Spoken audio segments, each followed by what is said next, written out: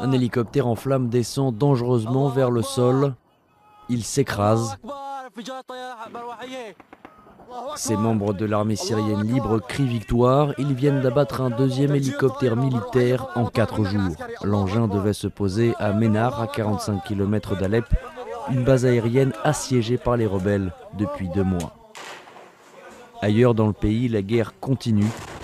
Sur ces images amateurs, on distingue des tanks qui répliquent à des tirs de roquettes dans des rues de petites villes proches de Damas, la capitale. Les combats font rage et comme à Deir el-Zour, des quartiers entiers sont en ruine. Aucune sortie de crise à l'horizon, l'opposition syrienne s'impatiente. La plupart des pays occidentaux ont exprimé leur souhait de voir Assad renoncer au pouvoir, une idée rejetée par la Russie, la Chine ou l'Iran. Dans une rare interview accordée à un média britannique, le président syrien a critiqué l'attitude de Londres envers son pays.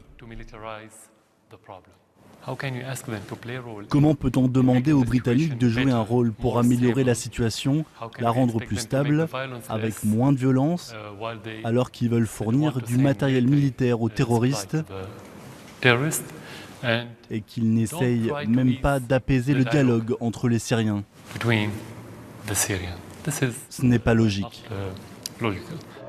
Assad campe sur ses positions. Il considère que tous ceux qui contestent son pouvoir et qui le combattent en Syrie sont des terroristes armés par l'étranger.